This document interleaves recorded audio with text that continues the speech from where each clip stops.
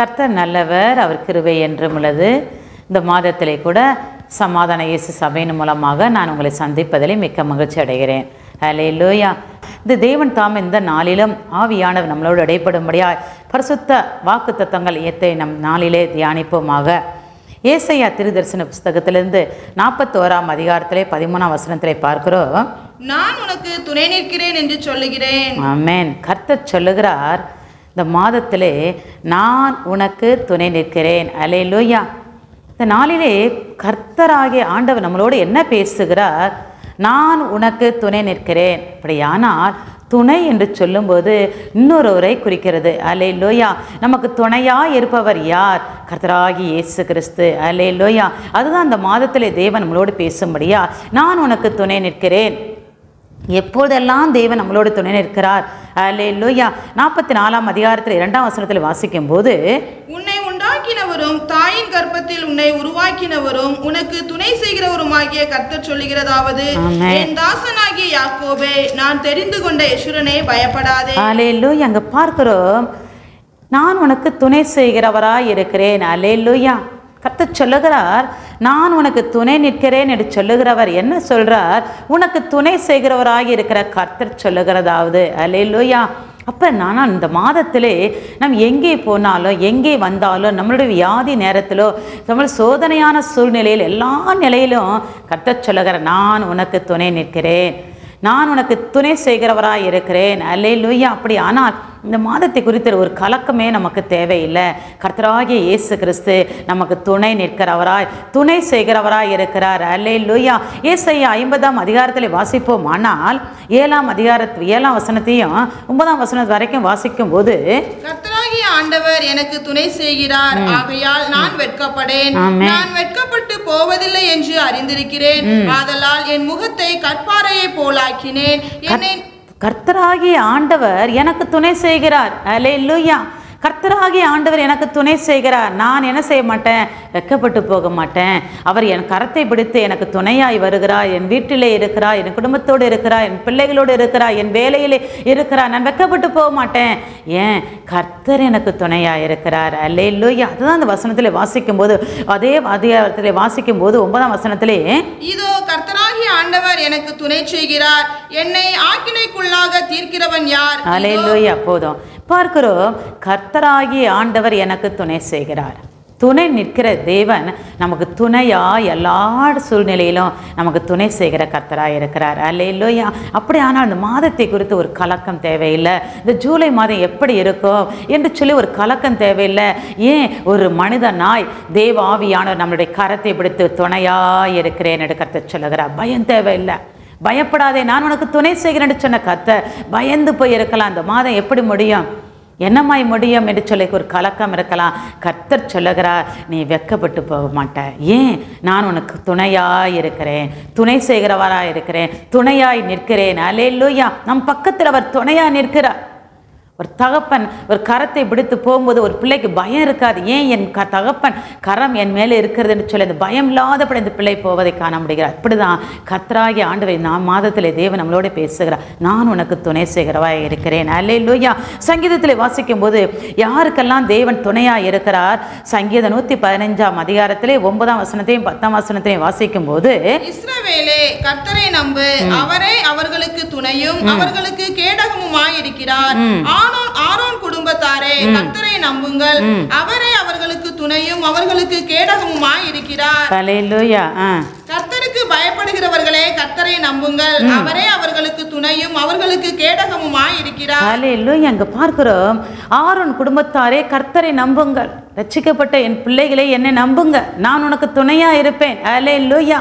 Aaron குடும்பத்தாரை கர்த்தரை நம்புங்கள், அவர் உங்களுக்கு துணையும் கேடகமாய் இருக்கிறார். கர்த்தருக்கு பயப்படுகிற பிள்ளைகளுக்கு நான் என்ன செய்வேன்? துணையா இருப்பேன். அல்லேலூயா. யாருக்கு துணையா இருக்கிறார்? கர்த்தரை நம்புகிற பிள்ளைகளுக்கு அவர் துணையா இருக்கிறார். கர்த்தருக்கு பயப்படுகிறவர்களுக்கு அவர் துணையா இருக்கிறார்.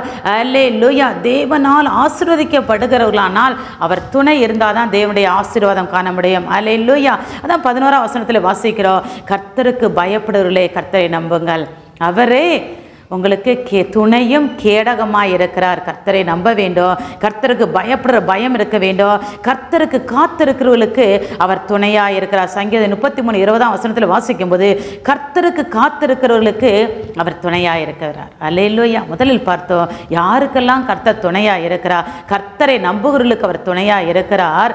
அல்லேலூயா. கர்த்தருக்கு பயப்படுறவர்களுக்கு அவர் துணையாக இருக்கிறார். கர்த்தருக்கு காத்திருக்கிறவர்களுக்கு அவர் துணையாக இருக்கிறார். நான் சங்கீதம் 40:17 வாசிக்கிறோம், சிறுமையும் எளிமையமானவர்களுக்கு அவர் துணையாக இருக்கிறார். சங்கீதம் 46:1 பார்க்கும்போது ஆபத்து காலத்திலே அவர் நமக்கு துணையாக இருக்கிறார். அல்லேலூயா. ஆபத்தான சூழ்நிலை, வேதனையான சூழ்நிலை, கண்ணீரின் பள்ளத்தாக்கு, மரணத்தின் பள்ளத்தாக்கு, வியாதியின் பள்ளத்தாக்கு கடந்து போகும்போது நான் உனக்கு துணையாக இருக்கிறேன். அல்லேலூயா. ஒரு அநேகர் மருத்துவரை நம்புவாங்க, ஆனால் கர்த்தர்களுடைய கரம் நம்ம மேல் இருக்குமானால், அவருடைய துணை நமக்கு இருக்குமானால் நம்ம ஒன்றை குறித்தும் பயப்பட தேவையில்லை. அல்லேலூயா. அப்படியானால் கர்த்தராகிய ஆண்டவர் உனக்கு துணை செய்கிறவராயிருக்கிறார், துணை செய்கிறவராக இருக்கிறார். வேதத்தில் ஒரு சிலருக்கு எப்படி தேவன் துணையாக இருந்தார் என்று சொல்லி நாம் வாசிக்கும் போமானால் ஆதியாகமம் 49 25 வாசிக்கிறோம்.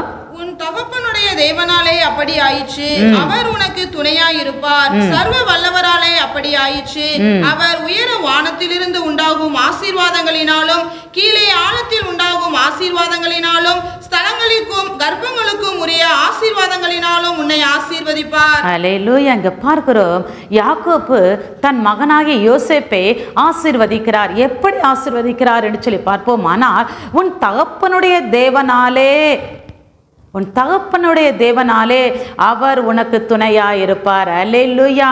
அப்படியானால் யோசேப்பை ஆசீர்வதிக்கிறார். தன் தகப்பன் எப்படி ஆசீர்வதிக்கிறார்? 22 வாசிக்கும் போது யோசேப்பு கனி தரும் செடி. அல்லேலூயா. அவன் கனி தரும் செடி, அவன் நீர் ஊற்று அண்டையில் உள்ள கனி தரும் செடி, அதன் கொடிகள் சுவரின் மேல் படரும். அல்லேலூயா.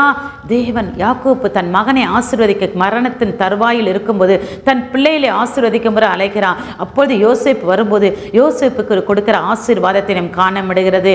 எந்த பிள்ளைக்குரிய இந்த ஆசீர்வாதத்தை கொடுக்கவில்லை, யோசேப்புக்கு அந்த ஆசீர்வாதத்தை கொடுக்கிறார். அல்லேலூயா. 24 வாசிக்கும் போது அவனுடைய வில் உறுதியாய் நின்றது, அவன் புயங்கள் யாக்கோபுடைய வல்லவரின் கரங்களால் பலத்தன, அதனால் அவன் மெய்ப்பனும் இஸ்ரவேலின் கண்மனையும் ஆனான். தகப்பனுடைய தேவனாலே அப்படி ஆயிற்று, அவர் உனக்கு துணையாயிருப்பார். அல்லேலூயா. சர்வ வல்லவராலே அப்படி ஆயிற்று. ஆமென். எதனால ஆசீர்வாதம் உனக்கு வரும்? உன் தகப்பனுடைய தேவனாயிருக்கிற உன் தேவன் உனக்கு துணையாக இருப்பார். எப்படியெல்லாம் நான் கடந்து போகும்போதெல்லாம் கர்த்தர் எனக்கு துணையாக இருந்தது போல என் தேவன் உனக்கு துணையாக இருப்பார் என்று சொல்லி தன் மகனாகி யோசேப்பை ஆசீர்வதிக்கிறதை காண முடிகிறது. அப்படி ஆனால் உபாகமத்தில் வாசிக்கும் போது யோசேப்புக்குரிய ஆசீர்வாதத்தை நாம் காண முடிகிறது. உபாகம் 33 13 வாசிக்கிறோம். யோசேப்பை குறித்து கர்த்தரால் அவனுடைய தேசம் ஆசீர்வதிக்கப்படுவதாக, அது வானத்தின் செல்வத்தினாலும் பனியினாலும் ஆழத்தில் உள்ள நீர் ஊற்றுகளினாலும் சூரியன் பக்குவப்படுத்தும் அருமையான கனிகளினாலும் சந்திரன் பக்குவப்படுத்தும் அருமையான பலன்களினாலும் ஆதி பர்வதங்களில் உண்டாகும் திரவியங்களினாலும் நித்திய மலைகளில் பிறக்கும் அரும் பொருட்களினாலும் நாடும் அது நிறைவும் கொடுக்கும் அருமையான தானியங்களினாலும் ஆசீர்வதிக்கப்படுவதாக. முச்செடியில் எழுந்தருளினவரின் தயை யோசேப்புடைய சிரசின் மேலும் தன் சகோதரரின் விசேஷித்தவனுடைய உச்சந்தலையின் மேலும் வருவதாக. அல்லேலூயா. எப்படிப்பட்ட ஆசீர்வாதத்தை யாக்கோபு தன் மகனுக்கு ஆசீர்வாதத்தை கொடுக்கிறார். அவன் கனித்தரும் செடியா இருப்பான், அவன் வில் உறுதியா இருக்கும் என்று சொல்லி யோசேப்பை தன் மகனை ஆசீர்வதிக்கிறார் யாக்கோபு. அதே போல மோசேயின் காலத்திலே இந்த யோசேப்பை ஆசீர்வதிக்கிறார். எப்படிப்பட்ட ஒரு ஆசீர்வாதங்கள்! அவனுடைய தயை யோசேப்பருடைய சிரசின் மேல. அல்லேலூயா. கர்த்தருடைய ஆசீர்வாதம் துணையா இருக்கிறேன் என்று சொல்லி யோசேப்புக்கு கொடுக்கப்பட்ட அந்த ஆசீர்வாதத்தின் பலனை தான் நம்ம காண முடிகிறது. அப்படி ஆனால் ஒரு மனிதனை கர்த்தர் எப்படி ஆசீர்வதிக்கிறார்? அல்லேலூயா. அது நாம் பார்க்குறோம் 17 அவன் அலங்காரம், அவன் தலையிற்று கலையினுடைய அலங்காரத்தை போலவும் அவன் கொம்பு காண்டாமிருகத்தின் கொம்பை போல இருக்கும். அல்லேலூயா. எப்படிப்பட்ட ஒரு ஆசீர்வாதம்! அது அவனுக்கு மட்டுமல்ல, அவனுடைய பிள்ளைகளுக்கு கடந்து போவதை நாம் காண முடிகிறது. அப்படி ஆனால் கர்த்தருடைய துணை ஒரு மனிதன் தகப்பனாயிருக்க யாக்கோப்பு ஆசீர்வதிப்பார், கர்த்தருடைய துணை உனக்கு உண்டு என்று சொல்லி. அப்படியானால் தேவனுடைய ஆசீர்வாதம் ஒரு துணையாக இருப்பார். ஆனால் எப்படிப்பட்ட ஒரு ஆசீர்வாதத்தை கர்த்தர் சொல்லுவார், ஆனால் நிச்சயமாக நிறைவேற்றுவார். அவர் உனக்கு துணையாக இருக்கிறார். யோசேப்போடு கர்த்தர் சொன்ன வார்த்தை அப்படியே நிறைவேறினது. அல்லேலூயா. எப்படி நிறைவேறினது வாசிக்கிறோம். எசேக்கியேல் 37ஆம் அதிகாரத்தில் 16ஆம் வசனத்தில் வாசிக்கும் போது, யோசேப்புக்கு கொடுக்கப்பட்ட அந்த ஆசீர்வாதம் ஆதியாகமத்தில் சொல்லப்பட்ட தன் தகப்பனால் வருகிற ஆசீர்வாதத்தை கர்த்தர் எப்படி நிறைவாக்குகிறார்? மனுபுத்திரனே, நீ ஒரு கோலை எடுத்து அதிலே யூதாவுக்கும் அதை சேர்ந்த இஸ்ரவேல் புத்திரருக்கும் அடுத்தது என்று எழுதி, பின்பு வேறொரு கோலை எடுத்து அதிலே எப்ராஹிமுக்கும் அதை சேர்ந்த இஸ்ரவேல் வம்சத்தார் அனைவருக்கும் அடுத்த யோசேப்பின் கோல் என்று எழுது. அவைகளாலே ஒரு கோலாகும்படி ஒன்றோடொன்று இசைய செய், அவைகள் உன் கையில் ஒன்றாகும். ஆமென். இங்க பார்க்கிறோம், யோசேப்பின் கோலை எடுத்து அது எந்த கோலோடு சேர்க்க சொல்றார்? யூதாவின் கோலோடு சேர்த்து ஒரே கோலாக வேண்டும். அல்லேலூயா. எதை குறிக்கிறது? யூதா வம்சத்திலிருந்து இயேசு கிறிஸ்து வந்தார். அல்லேலூயா. யோசேப்பினுடைய ஆசீர்வாதம் தன் தகப்பன் யாக்கோப்பு ஆசீர்வதிக்கிறார். அல்லேலூயா. அந்த ஆசீர்வாதம் தலைமுறை தலைமுறையாய் வந்தது. யாரோடு வந்தது? இயேசு கிறிஸ்துவின் கோலோடு இணைக்கப்படுகிறது. நம்மளை கர்த்தர் ரட்சித்திருக்கிறார். அவர் நமக்கு துணையாக இருக்கிறார். நம்முடைய அந்த ரட்சிப்பு எப்படியாய் காணப்படுகிறது? தேவனோடு ஐக்கியப்பட்ட அந்த கோலோடு காணப்படுகிறோமா? அல்லேலூயா. பார்க்கிறோம், யோசேப்பின் கோலை எடுத்து யூதாவின் கோலோடு சேர்த்து அது ஒன்றாக இணைக்கப்படுகிறது. நம் தேவ ஆவியானவர் நம்மளை ரட்சித்திருக்கிறார். அந்த ரட்சிப்பு எப்படியா இருக்க வேண்டும்? ரட்சிப்பு தேவனுடைய வரி ஒரே கோலோடு தேவனோடு இணைக்கப்பட்டவர்களாய் காணப்பட வேண்டும். அல்லேலூயா. நாம் அப்படி இருக்கும்போது தான் கர்த்தர் சொல்லுவார், உனக்கு நான் துணை நிற்கிறேன், நீ ரட்சித்திருக்கிறாய், ரட்சிப்பின் பாதையிலே நான் உன்னை நடத்தியிருக்கிறேன், உன்னுடைய கோல் யாரோடு இணைக்கப்பட்டு இருக்கிறது? அல்லேலூயா. உனக்கு தேவன் துணையாக இருக்கிறன்னு சொன்னவர் முடிவு பரியந்தம் நம் தேவனுடைய ரட்சிப்பின் கோலோடு இணைக்கப்பட்டு இருக்கிறோமா? அல்லேலூயா. யூதாவின் கோல் தாவீதின் கோலோடு இணைக்கப்படுகிறது. தாவீதின் வம்சத்தில் இந்த இயேசு கிறிஸ்து வந்தார். அந்த கோலோடு இணைக்கப்படுகிறது. நாம் எப்படிப்பட்ட கோலோடு இணைக்கப்பட்டு இருக்கிறோம்? உலகத்தானோடு இணைக்கப்பட்டு இருக்கிறோமா? ரட்சிப்பு வந்துருச்சு முடிஞ்சிருச்சுன்னு அல்ல.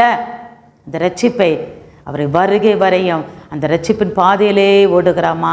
அப்பொழுதுதான் கர்த்தர் உனக்கு துணை நிற்பேன் என்று சொல்வார். அல்லேலூயா. தேவனோடு நம் கடந்து போகிறோமா? நம்முடைய பாதை முழுவதும் தேவனோடு ஐக்கியப்பட்டு இருக்கிறதா? தேவ பிள்ளைகளோடு ஐக்கியப்பட்டு இருக்கிறதா? நம்முடைய கோடு எங்கே யாரோடு இணைக்கப்பட்டு இருக்கிறது? அல்லேலூயா. வனாந்தரத்திலே மோசேயுடைய கரத்தில் ஒரு கோல் இருந்தது. அந்த கோல் பின்னாடி வரும்போது தேவன் சொல்லுகிறார், தேவனுடைய கோலாய் மாறிற்று. அல்லேலூயா. தேவ பர்வதத்தில் அவன் தேவன் தரிசனமான பிற்பாடு மோசேயுடைய இந்த கோல் தேவனுடைய கோலாய் மாறினது. அப்படிதான் கர்த்தர் நம்மளை ரட்சித்திருக்கிறார். இந்த ரட்சிப்பு முடிவு பரியந்தம் இருக்குமானால் கர்த்தர் சொல்வார், நான் உனக்கு துணை நிற்கிறேன். அவருடைய துணை நமக்கு இருக்குமானால் தேவனோடு சஞ்சரிக்கிற அந்த தன்மையிலே நாம் காணப்படுவோம். அல்லேலூயா. அடுத்ததாக பார்க்கும்போது யாரோடு தேவன் துணையா இருக்கிறார்? அந்த துணை எப்படி வெளியரங்கமாக்கப்படுகிறது? வாசிப்போம். 1 சாமுவேல் 14ஆம் அதிகாரத்திலே 45ஆம் வசனத்திலே, ஜனங்களோ சவுலை நோக்கி, இஸ்ரவேலிலே இந்த பெரிய ரட்சிப்பை செய்த யோனத்தான் கொலை செய்யப்படலாமா?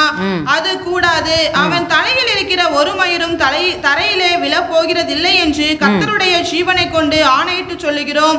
தேவன் துணை நிற்க அவன் இன்று காரியத்தை நடப்பித்தான் என்கிறார்கள். அப்படியே யோனத்தான் சாகாதபடிக்கு ஜனங்கள் அவனை தப்புவித்தார்கள். அல்லேலூயா. எங்க சவுலுக்கு விரோதமாக பெலிஸ்தர் வருகிறார்கள். யுத்தம் பண்ணுவதற்கு ஆயத்தமாக்கப்படுகிற நேரத்திலே இந்த யோனத்தான் என்ன செய்கிறான்? ஒரு துணைக்கு தேவ சமூகத்திலிருந்து ஒரு மனிதனை அழைத்து கொண்டு போகிறான். ஒரு மனிதனை அழைத்து கொண்டு வா, போய் பார்ப்போம் என்று சொல்லி அந்த தானியத்துக்கு போவோம் என்று சொல்லும்போது அங்கே என்ன நடக்கிறது? ரட்சிப்பை யோனத்தான் மூலமாய் கர்த்தர் கட்டளையிடுகிறார். அல்லேலூயா. சவுலை நோக்கி, இஸ்ரவேலில் இந்த பெரிய ரட்சிப்பு யார் மூலமாகிறது? யோனத்தான் மூலமாய் வருகிறது. அல்லேலூயா.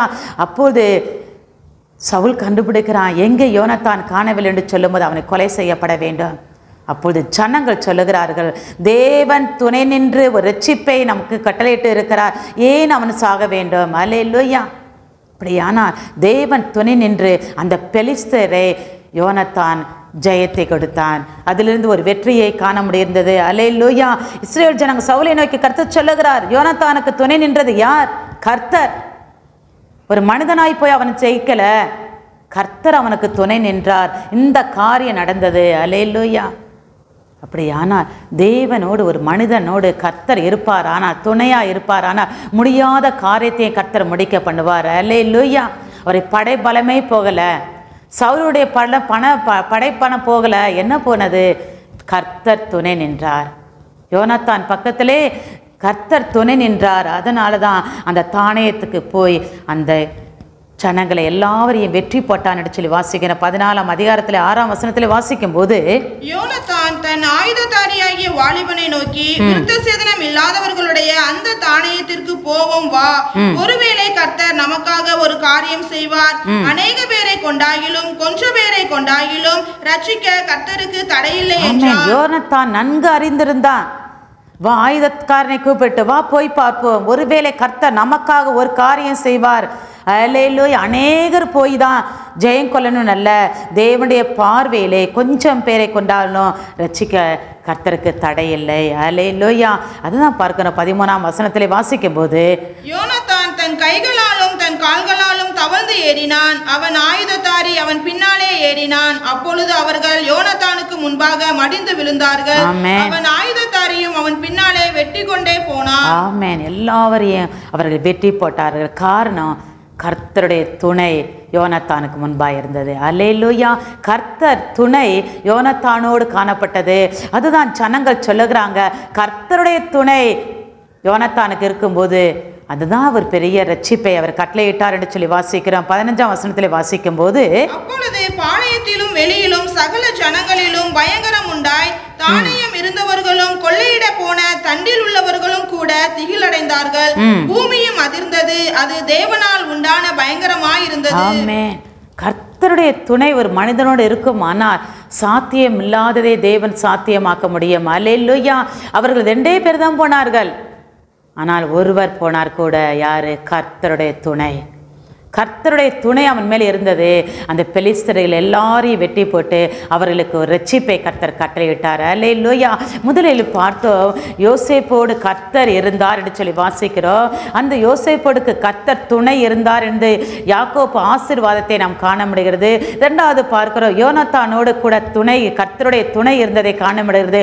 3வது பார்க்கிறோம், 1 நாளாகவும் 12ஆம் அதிகாரத்திலே 18ஆம் வசனத்திலே வாசிக்கும் போது, அப்பொழுது அதிபதிகளுக்கு தலைவனான அமாசாயின் மேல் ஆவி இறங்கினதினால் அவன், தாவீதே, நாங்கள் உம்முடையவர்கள், ஈசாயின் குமாரனே, உமது பட்சமாயிருப்போம், உமக்கு சமாதானம் சமாதானம், உமக்கு உதவி செய்கிறவர்களுக்கும் சமாதானம், உம்முடைய தேவன் உமக்கு துணை நிற்கிறார் என்றான். தாவீது அவர்களை சேர்த்துக்கொண்டு அவர்களை தண்டுக்கு தலைவனாக்கினான். ஆமென். பார்க்கிறோம், தாவீது யுத்தத்துக்கு கடந்து போவதற்கு முன்பதாகவே அவனை என்ன சொல்லுகிறார்கள் ஜனங்கள்? அதிபதிகளும் தாவீதுக்கு 16ஆம் வசனத்தில் வாசிக்கிறோம், பென்ஜமின் புத்திரரிலும் யூதா புத்திரரிலும் சிலர் அரணான ஸ்தலத்தில் இருக்கிற தாவீதிடத்தில் வந்தார்கள். தாவீது புறப்பட்டு அவர்களுக்கு எதிர்கொண்டு போய் அவர்களுக்கு உத்தரவாதம் கொடுத்து, நீங்கள் எனக்கு உதவி செய்ய சமாதானமா என்னிடத்தில் வந்தீர்களானால் என் இருதயம் உங்களோடு இசைந்திருக்கும், என் கைகளில் கொடுமை இல்லாதிருக்க என்னை என் சத்துருக்களுக்கு காட்டி கொடுக்க வந்தீர்களே ஆகில் நம்முடைய பிதாக்களின் தேவன் அதை பார்த்து கண்டிப்பாராக என்றான். ஆமென். பார்க்கிறோம், தாவீதின் இடத்துல பென்ஜமின் புத்திரன் யூதா புத்திரன் வருகிறார்கள். தாவீதின் இடத்துக்கு வந்து தாவீது கேட்கிறார், நீங்க யாருடைய சமூகத்தில் வருகிறீர்கள்? அல்லேலூயா. எனக்கு சமாதானத்தை உண்டாக்க முடியா நீங்கள் வருகிறீர்களா, இல்லை என் சத்துருடத்தில் வருகிறீர்களா என்று சொல்லும்போது பரிசுத்த ஆவியானவர் அமாசாவின் மேல் ஆவி இறங்கி அவர் சொல்லுகிறார், ஈசாயின் குமாரனே, உன் பட்சமாக நாங்கள் இருப்போம். அல்லேலூயா. தீர்க்கதரிசியை கர்த்தர் அனுப்புகிறார். தாவீது பயந்து போய் இருக்கிறான்.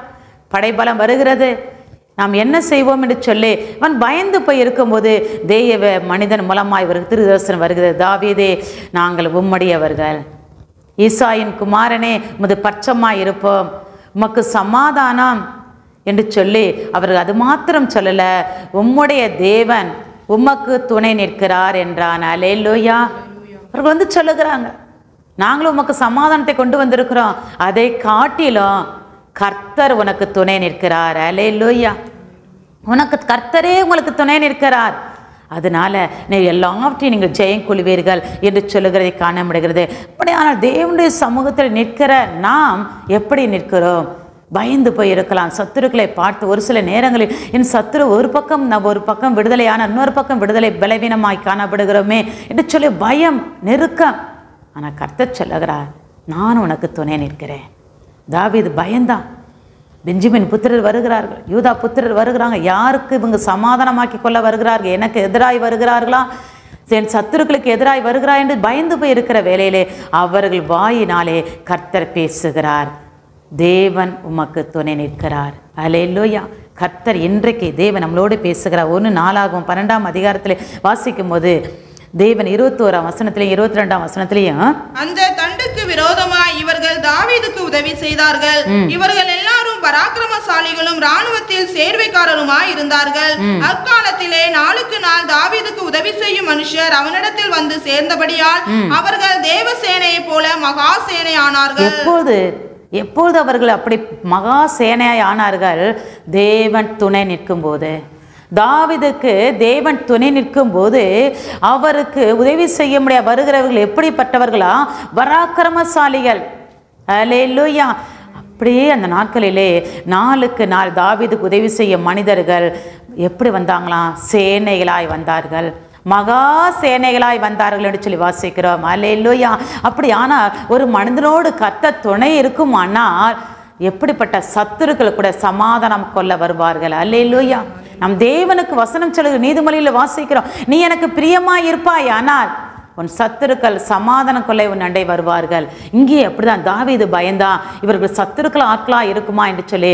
ஆனால் கர்த்தர் சொல்லுகிறார், நான் அவர்களே சொல்லுகிறேன், நான் கர்த்தர் உனக்கு துணை நிற்கிறார், கர்த்தர் உனக்கு துணை நிற்கிறார், நாங்கள் துணையாய் உனக்கு வந்திருக்கிறோம் என்று சொல்லுகிறார்கள்.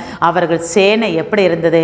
தேவ சேனையை போல மகா சேனை ஜனங்கள் வந்தார்கள். பராக்கிரமசாலிகள் தாவீதுக்கு முன்பாக இருந்தார்கள். கர்த்தருடைய துணை இருக்குமானால் தேவன் இப்படிப்பட்ட ஆட்களை கர்த்தர் நமக்கு இன்று ஆயத்தப்படுத்தி கொடுப்பார். அல்லேலூயா. அடுத்ததாக பார்க்கிறோம், எப்படிப்பட்ட யாருக்கு கர்த்தர் துணையா நிற்கிறார். வாசிப்போம். 2 நாளாகும் 26ஆம் அதிகாரத்தில் 7ஆம் வசனத்திலே வாசிக்கிறோம். பெலிஸ்தரையும் கூர்பாகாலிலே குடியிருக்கிற அரேபியரையும் மெகுனியரையும் வெல்ல தேவன் அவனுக்கு துணை நின்றார். அல்லேலூயா. உசியா ராஜாவுக்கு தேவன் துணை நிற்கிறார். அல்லேலூயா. உசியா ராஜாவுக்கு தேவன் துணை நிற்கிறார். ஏன் உசியா ராஜாவுக்கு தேவன் துணை நிற்கிறார்? 2 நாளாகமும் 26ஆம் அதிகாரத்திலே 4ஆம் வசனத்தை 5ஆம் வசனத்தில் வாசிக்கும் போது, அவன் தன் தகப்பனாகிய அமத்சியா செய்தபடி எல்லாம் கர்த்தரின் பார்வைக்கு செம்மையானதை செய்து தேவனுடைய தரிசனங்களின் புத்திமானாயிருந்த சகரியாவின் நாட்களிலே தேவனை தேட மனத்திணங்கினது இருந்தான். அவன் கர்த்தரை தேடின நாட்களில் தேவன் அவன் காரியங்களை வாய்க்க செய்தார். ஆமே. இங்க பார்க்கிறோம், உசியா ராஜா என்ன செய்தாரா? தேவனுக்கு முன்பாக எப்படி இருந்தாரா? மன உத்தமமாய். அல்லேலூயா. தன் தகப்பனுடைய பார்வையில் தகப்பன் கர்த்தரின் பார்வைக்கு செம்மையானதை எல்லாம் செய்தான். அது மாத்திரமல்ல, கர்த்தரை தேடின நாட்களில் தேவன் அவன் காரியத்தை வாய்க்க பண்ணினார். அல்லேலூயா. ஒரு மனிதனோடு கர்த்தர் துணையா இருக்க வேண்டுமானால் அவனுடைய தேவன் மேல் அவன் பார்வை செம்மையானதே செய்வான். தேவன் என்னை பார்த்து கொண்டே இருக்கிறார் என்று சொல்லி அவன் செய்வதெல்லாம் வாய்க்க முடியாய் கர்த்தர் காரியங்களை வாய்க்க செய்வார். அவன் கர்த்தரை தேடிக்கொண்டே இருந்தான். தேவனுடைய சமூகத்திலே நம் தேவனை தேடிக்கொண்டே இருப்போமானால் நம் தேவன் நமக்கு துணையாக நின்று கொண்டே இருப்பார். கர்த்தர் நமக்கு துணையாக இருக்க வேண்டுமானால் நம் தேவனை தேடிக்கொண்டே இருக்க வேண்டும். கர்த்தரை தேடின நாட்களில் தேவன் அவன் காரியத்தை வாய்க்க செய்தார். அல்லேலூயா. நாம் எப்படி உசியா ராஜாவை போல நம் கர்த்தரை தேடுகிற காரியத்தில் நாம் எப்படி இருக்கிறோம்? ஏதோ வாரத்துக்குள்ள ஒரு முறை வந்தோம், சபைக்கு வந்தோம், ஜெபித்தோம் இல்லை, அல்ல. அவன் பார்க்கிறோம், கர்த்தரை தேடின நாட்களில் தேவன் அவன் காரியங்களை வாய்க்க செய்தார். கர்த்தரை தேடிக்கொண்டே இருந்தான் என்று சொல்லி வாசிக்கிறோம். அதனால தான் அந்த 7ஆம் வசனத்தில் வாசிக்கிறோம், பெலிஸ்தரையும் கூர்பாகாலிலே குடியிருக்கிற அரேபியரையும் மெகுனியரையும் வெல்ல தேவன் அவனுக்கு துணை நின்றார். அவன் சத்துருக்கள் எல்லாவரையும் வெல்லத்தக்க அவனுக்கு தேவன் துணை நின்றார். எப்பொழுது அவன் தேவனை தேடிக்கொண்டே இருந்தான், கர்த்தர் காரியத்தை வாய்க்க செய்தார். அவனுக்கு விரோதமாக எழும்பினவர்களை அவன் என்ன செஞ்சாராம்? எல்லாவற்றையும் வெல்லத்தக்க தேவன் அவனுக்கு துணையாக இருந்தார். அம்மோனியர் உசியாவுக்கு காணிக்கை, சத்துருக்கள் வந்து யாருக்கு காணிக்கை கொடுக்கிறார்கள்? தேவனை தேடின மனிதனுக்கு. உசியா ராஜாவுக்கு யார் வந்து காணிக்கைகளை கொடுக்கிறார்கள்? 8ஆம் வசனத்தில் வாசிக்கிறோம். அம்மோனியர் உசியாவுக்கு காணிக்கைகளை கொடுத்தார்கள். அவனுடைய கீர்த்தி எகிப்தின் எல்லை மட்டும் எட்டினது. அவன் மிகவும் பலம் கொண்டான். ஹல்லேலூயா. அப்படியானால் தேவனை தேடிக்கொண்டே இருக்கிற அந்த உசியானுடைய வாழ்க்கையிலே கர்த்தர் துணை நின்றார். சத்துருக்கள் மத்தியிலே அவனுக்கு காணிக்கைகளை கொண்டு வந்து சேர்த்து அவன் கீர்த்தியை பலப்படுத்தினார்கள். ஹல்லேலூயா. அந்த தேசம் மட்டும் அவன் கீர்த்தி பரவியது. காரணம், கர்த்தர் அவனுக்கு துணை நின்றார். கர்த்தர் துணை நின்றார். அவன் தேவனை தேடிக்கொண்டே இருந்தபோது கர்த்தர் அவனுக்கு துணை நின்று அவன் சத்துருக்களை எல்லாம் விலை செய்ததை காண முடிகிறார். அடுத்ததாக ஒரு மனிதனை பார்ப்போம். 2 நாளாகமம் 32ஆம் அதிகாரத்தில் 28ஆம் வசனத்திலே, அவனோடு இருக்கிறது மாமிச புயம், நமக்கு துணை நின்று நம்முடைய யுத்தங்களை நடத்த நம்மோடு இருக்கிறவர் நம்முடைய தேவனாகிய கர்த்தர் தானே என்று சொல்லி அவர்களை தேற்றினான். ஹல்லேலூயா. யூதாவின் ராஜாவாகிய எசேக்கியா சொன்ன இந்த வார்த்தைகளின் மேல் ஜனங்கள் நம்பிக்கை வைத்தார்கள். பார்க்கிறோம், எசேக்கியாவுக்கு விரோதமாய் சத்துருக்கள் எழும்பி நின்ற போது இந்த சனகரி அவன் சொல்லுகிற வார்த்தையை தான் நம்ம காண முடிகிறது. அதற்கு பதிலாக கர்த்தருடைய அவன் சொல்லுகிறான், நம்மளோட அவனுடைய இருக்கிறது மாமிச புயம். யாருடைய? சனக்கரிடம் இருக்கிறது மாமிச புயம். நமக்கு துணை நிற்பதோ தேவனுடைய துணை. ஹல்லேலூயா. அதுதான் வாசிக்கிறோம். அவனோடு இருக்கிறது மாமிச புயம். உமக்கு துணை நின்று உம்முடைய யுத்தங்களை நடத்த நம்மோடு இருக்கிறவர் நம்முடைய தேவனாய கர்த்தர் தானே என்று சொல்லி ஹல்லேலூயா ஜனங்களை தேற்றினான். எசேக்கியா ராஜாவுக்கு விரோதமாக எழும்பின சனக்கரியை குறித்து நம்ம காண முடிகிறது. ஆனாலும் கர்த்தர் நம்மளோடு இருக்கிறார். எசேக்கியா கண்டு கொண்டான், அவனிடம் இருக்கிறது மாமிச பொய்யா, நமக்கு நிற்பதோ கர்த்தருடைய துணை. ஹல்லேலூயா. கர்த்தருடைய துணை நம்மளோடு இருக்கிறது. நமக்கா யுத்தம் பண்ணுவது யார்? நம்மளோடு இருக்கிறவர் நம்ம தேவனாய கர்த்தர் தானே என்று சொல்லும்போது ஜனங்கள் எல்லாரும் எசேக்கியாவின் வார்த்தையின் மேல் நம்பிக்கை வைத்தார்கள். ஹல்லேலூயா. கர்த்தர் ஜெயத்தை கொடுத்தார். 32ஆம் அதிகாரத்தில் 21ஆம் வசனத்தில் வாசிக்கும் போது கர்த்தர் எப்படிப்பட்ட ஒரு ஜெயத்தை கொடுக்கிறார்? அப்பொழுது கர்த்தர் ஒரு தூதனை அனுப்பினார். அவன் அசிரியருடைய ராஜாவின் பாளையத்தில் உள்ள சகல பராக்கிரமசாலிகளையும் தலைவரையும் சேனாதிபதிகளையும் மதம் பண்ணினான். அப்படியே சனகரிப் செத்த முகமாய் தன் தேசத்திற்கு திரும்பினான். அங்கே அவன் தன் தேவனுடைய கோவிலுக்குள் பிரவேசிக்கிற போது அவனுடைய கர்ப்ப பிறப்பான சிலர் அவனை பட்டயத்தால் வெட்டி போட்டார்கள். எசேக்கியாவுக்கு தேவன் துணை நிற்கிறார். ஹல்லேலூயா. அவன் சொல்லுகிறான், சனகரி மாமிச புயத்தில் வருகிறான், நமக்குள்ள தேவன் துணையா இருக்கிறார், நாம ஏன் பயப்படணும்னு சொன்ன போது கர்த்தர் துணை இருந்ததுக்கு அடையாளம் என்ன? கர்த்தர் ஒரு தூதனை அனுப்பினார். ஹல்லேலூயா. ஒரு தூதனை அனுப்பி அந்த சனகரியினுடைய ஆட்களை எல்லாரும் என்ன செஞ்சாங்க? செத்த முகமாய் எல்லாரையும் அவன் வெட்டி போட்டு அவன் ஜெயத்தை எடுத்தான். அவனுடைய தகப்பன் அவனுடைய மகனே அவனை வெட்டி போட்டான். ஹல்லேலூயா. அப்படிதான் இன்றைக்கு அநேக தேவ பிள்ளைகளுக்கு விரோதமாக எழும்புகிறாங்க. அவர்கள் நிற்க முடியாது. தேவ பிள்ளைகளுக்கு விரோதமாக பேச முடியாது, எழும்புகிறாங்க. அவர்கள் நிற்க முடியாது. ஹல்லேலூயா. இங்கே எசேக்கியாவுக்கு விரோதமாக எழும்பும் போது ஒரு தூதனை கர்த்தர் அனுப்பினார். ஹல்லேலூயா. அந்த பாளையத்தில் சகல பராக்கிரமசாலியிலையும் தலைவரையும் சேனாதிபதியிலையும் அதம் பண்ணினார். அவனுக்கு இருந்தது மாமிச புயம், பலமான ஆட்கள். ஆனால் உடனே எசேக்கியாவுக்கு தெரிஞ்சிச்சு, அவனிடம் இருந்தது மாமிச புயம். தலைவர்கள் எழும்பினார்கள், சேனாதிபதிகள் இருந்தாங்க. கர்த்தர் அந்த தூதனை அனுப்பினார், எல்லாரையும் அதம் பண்ணினான். சனகரியை அவனுடைய பெற்ற பிள்ளையே அவன் கோயில் போகும்போது அவனை வெட்டி போட்டான் என்று சொல்லி வசனத்திலே வாசிக்கிறான். அப்படியானால் நமக்கு முன்பாய் நிற்கிறது கர்த்தருடைய துணை, கர்த்தருடைய பொய்யா. தேவ ஆவியான் நம்மளை நடத்துகிறார். தேவன் நமக்கு துணையாக இருக்கும்போது எவ்வித சத்துருக்களை குறித்து நம்ம பயப்பட அவசியமே இல்லை. ஹல்லேலூயா. அதான் தேவன் நம்மளோடு பேசினார். பயப்படாதே, நான் உனக்கு துணை நிற்கிறேன்.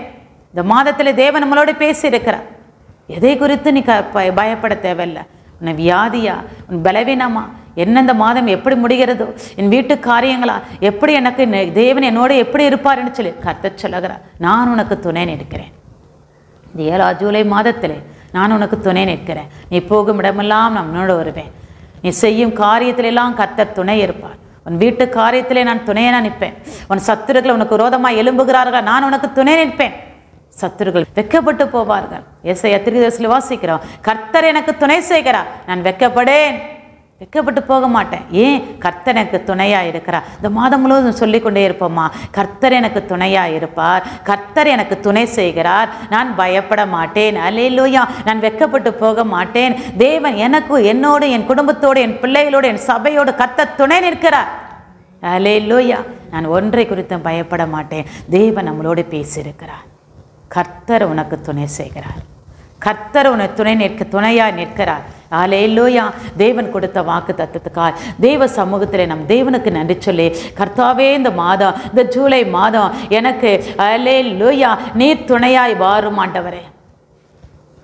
என் சூழ்நிலைகள் எப்படியா இருக்கிறது, நான் பலவீனப்பட்டு இருக்கிறேன், நான் வியாதியிலே பலவீனப்பட்டு கொண்டு இருக்கிறேன் என்று சொல்லி நீ கலக்கத்தோடு, வேதனையோடு, துக்கத்தோடு, சஞ்சலத்தோடு காணப்படுகிறாயா? உன் வியாதியின் படுக்கையை கர்த்தர் மாற்றி போடுவார். உன் வியாதியின் படுக்கையை கர்த்தர் மாற்றி போடுவார். உன்னை வேதனைப்படுத்தி கொண்டிருக்கிற காரியங்கள், பிசாசின் தாக்கத்து நிமித்தமா நீ தாக்கப்பட்டு கொண்டிருக்கலாம். கர்த்தர் சொல்லுகிற, கர்த்தர் துணை நிற்பார். உன் வீட்டிலே நான் துணையா நிற்பேன். உனக்கு எதிராக எழும்புகிற எல்லா பில்லி சுனியத்தின் கட்டுகளை கர்த்தர் உடைக்கும்படியா நான் உனக்கு துணை நிற்பேன் என்று சொல்லுகிறார். உசியா தேவனை தேடிக்கொண்டே இருந்தான். அப்பொழுது சத்துருக்கள் மத்தியிலே அவனுக்கு காணிக்கையிலும் வெகுமதியிலும் வந்தது என்று சொல்லி வாசிக்கிறான். நீ கர்த்தருக்கு உனக்கு துணையா நிற்க வேண்டுமான நீ கர்த்தரை தேடிக்கொண்டே இரு. உசியா ராஜா கர்த்தரை தேடிக்கொண்டே இருந்தான். அப்படியா நீ கர்த்தரை தேடும்போது ஆவியான சொல்லுகிறார், நான் உனக்கு துணை நிற்பேன். உன் வீட்டு காரியங்கள், உன் வேலை காரியங்கள், உன் பிஸ்னஸ் காரியங்கள், உன் பிள்ளைகளுடைய காரியங்கள் எல்லாவற்றையும் கர்த்தருடைய கரத்தில் இந்த வேலையை நாங்கள் ஒப்பு கொடுத்து செபிக்கிறேன் ஐயா. வேலையில் ஆண்டவரே, நீர் கொடுத்த வாக்கு தத்தத்துக்காய் உமக்கு நன்றி செலுத்துகிறேன். இந்த மாதம் முழுவதும் நீர் எங்களுக்கு துணையாய் நிற்க போறீர், துணையாய் வரப்போகிறேன், துணையாய் செய்ய போகிறேன். காரியங்கள் எல்லாவற்றையும் நீ செய்ய போறீங்கப்பா. துணை நின்று நீ செய்ய காரியங்கள் பயங்கரமாக இருக்கும். அல்லேலூயா. தேவனுடைய கரத்தில் அர்ப்பணித்து செபிக்கிறோம்.